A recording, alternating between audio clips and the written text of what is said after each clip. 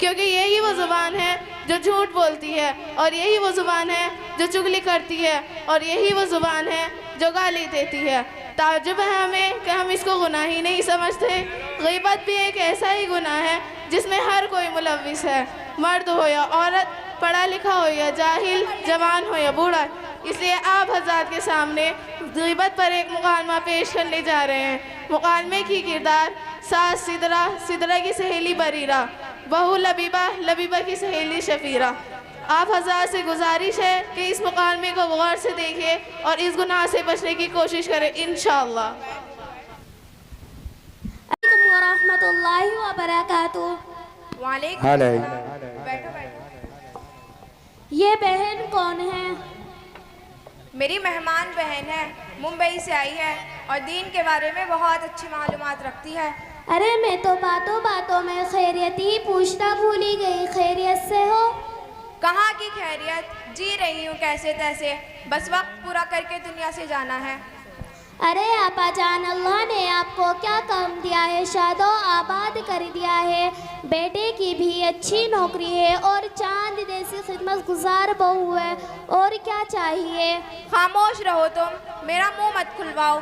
कैसा बेटा और कैसी बहू, इनको तो बूढ़े लोगों की ज़रूरत का एहसास ही नहीं है। क्या किस हाल में है, तबीयत कैसी है, किसी को फिक्र नहीं। बस वो हमको अपने लिए बोझ समझते हैं और सोचते हैं कैसे जल्द से जल्द छुटकारा मिले। और बहू रानी का तो पूछो ही मत, महारानी की सुबह 9 बजे होती है, न घर की सफाई, न नाश्ता, न चाय, और उठते ही फ़ोन में लग जाती है। ये सब बातें घर के बड़ों के सिखाने से आती है। ऐसा लगता है इनके बड़ों ने इन्हें कुछ भी सिखाया नहीं गया, और हर 2 दिन में मायका याद आ जाता और जाके अपनी माँ के पल्लू से बन जाती और आने का नाम ही नहीं लेती। या अल्लाह, आपकी बहू आपके साथ इतना बुरा बर्ताव क्यों करती है? आप कुछ बोलती क्यों नहीं?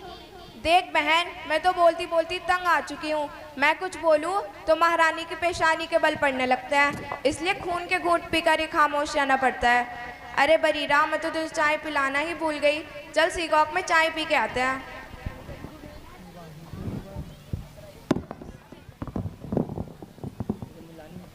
ये थी सास और सास की सहेली, दिल खोलकर अपनी बहू की ग़ीबत कर रही थी। अल्लाह माफ़ फरमाए, इतनी बुरी हालत हो गई है मुस्लिम माशरे की। चलिए देखते हैं बहू अपनी सास के कैसे तारीफ़ करती है।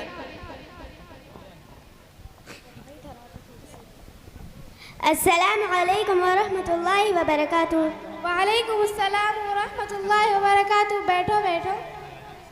कैसी हो बहन? क्या बताऊं बहन, ठीक भी हूँ ठीक नहीं भी हूँ। अरे ये कैसी दरमियान की बात कर रही हो? जब तक सासा काला साया सर पर मुसल्लत रहेगा तब तक चैन कहाँ। लबीबा, तुम तो खुशकिस्मत हो, तुम्हारे सर पर सास का साया है। सफीरा, क्या खुशकिस्मत की रट लगा रखी है, भला वो कैसे चैन से रह सकती है जिसकी मेरी जैसी सास हो। तुम अपनी सास से इतनी परेशान क्यों हो? वो सास नहीं, परेशानियों का घर है घर। जब देखो नाक चढ़ाई मुसल्लत रहती है। मैं खाऊं तो परेशानी, मैं बैठूं तो परेशानी, मैं उठूं तो परेशानी, मैं कुछ बोलूं तो गुस्ताखी, मैं कुछ न बोलूं तो मगरूर। अब तुम ही बताओ मैं इसको और क्या नाम दे सकती हूँ। मेरा बस चले तो मैं इसको धन पर बैठी नागिन कहूँ नागिन। और सफ़ीरा, तुम अपना सुनाओ। मुझे तो ज़रा भी चैन नहीं। मेरी एक तलाकशुदा नंद है, दिन और रात मेरा सर पका रखा है। मैं तो बांदी बन गई हूँ। उसकी भी खिदमत करो और उसके बच्चों की भी खिदमत करो, और नखरे अलग से। यह अच्छा नहीं, वो अच्छा नहीं, डबल डबल खाना बनाना पड़ता है। अभी मैं नाश्ता बनाने में लगी रहती, अभी मेरा काम ख़त्म भी नहीं होता तो नंद और उसके बच्चे सारा बना बनाया खाना ख़त्म कर चुके होते। अगर मुझे खाना खाना हो तो फिर बनाना पड़ता है, या बचा कुचा कुछ मेरे हिस्से में आता है। मेरा छोड़ो तो सब छोड़ो। यह बहन कौन है, मैं तो पूछना ही भूल गई। यह ज़ूबिया बहन है, मुंबई से आई है, दीन के बारे में बहुत अच्छी अच्छी मालूमात रखती है।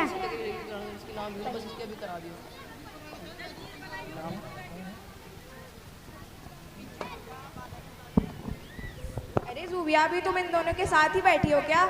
आइए सासू माँ बैठिए। सुबह से घर में एक दूसरे के ताल्लुक़ से बुरी बातें सुन रही हूँ। हमारी ज़ुबानों पर दूसरों की शिकवे शिकायत बहुत ज़्यादा हो गई है। अल्लाह ही माफ़ फरमाए, हम ख़वातीनों की तो बहुत बुरी आदत बन चुकी है। जहाँ 2-4 जमा हो गई वहाँ एक दूसरे की चुगली, दूसरा का तस्करा हमारी तबीयत का हिस्सा बन चुका है। बहस वक्त गुजारने के लिए दूसरों की गीबत करना शुरू कर देते हैं। इसके पीछे के नुकसान का ज़रा सा भी अंदाज़ा नहीं लगाते। सुबह से सिद्रा और उनकी पड़ोसन की बातों पर मैंने गौर किया और अब तुम्हारी बातों पर गौर कर रही थी कि ये सारी बातें गीबत है। गीबत क्यों होगी? जो कह रहे हैं हकीकत ही तो कह रहे हैं, वो नागिन ही तो है। तू होगी नागिन मनू? अरे मेरी बहनों सुनो तो सही, गीबत उसे कहते हैं जिसके अंदर कोई बुराई हो और वो तुम उसके पीठ पीछे बयान करो, वो गीबत है। और तुम ऐसे ही कर रही हो। जो उसमें बुराई नहीं है वो तुम उसके पीठ पीछे बयान करो, वो बहतान है। दोनों सूरतों में गुनाह लाजिम है। गीबत और बहतान बहुत ही बड़ा गुनाह है। गीबत के बारे में कुरान मजीद में फरमाया, क्या तुम में से अपने मुर्दार भाई का गोश्त खाना पसंद है? क्या तुम्हें उससे गिन नहीं आएगी? अल्लाह से डरो। अल्लाह के रसूल सल्लल्लाहु अलैहि वसल्लम ने फरमाया, लोगों को ज़बान के बल गिराया जाएगा। ये गुनाह देखने में तो बहुत मामूली नज़र आता है मगर इसमें लज्जत बहुत है।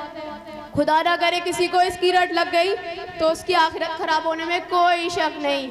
हमारी आखिरत बर्बाद क्यों होगी? क्योंकि हम किसी के पीठ पीछे बुराई बयान करेंगे तो आखिरत में हमारी नेकियां उसको दे दी जाएगी जिसकी हमने गीबत की थी और हमारा नामा अमाल खाली हो जाएगा। और अगर उसके हक में बाकी रहा तो उसके गुनाह हम पे लाद दिए जाएंगे। हुमेरा आंटी, आपने तो हमारी आंखों पर लगी पट्टी ही खोल दी। हमें मालूम नहीं था कि ये भी एक गुनाह है। हाँ बहन, तुम्हारी बातें सुनकर मुझे भी एहसास हुआ कि ये सब बातें गीबत थी। मैं वादा करती हूँ कि मैं आज से किसी के भी पीठ पीछे किसी की भी बुराइयाँ नहीं करूँगी। मुझे भी माफ़ कर दीजिए, मैंने भी आपके पीठ पीछे बहुत सी बुराइयाँ की है। आंटी मुझे भी माफ़ कर दीजिए, मैंने भी आपके पीठ पीछे बहुत सी बुराइयाँ की। अस्सलाम वालेकुम। अस्सलाम वालेकुम।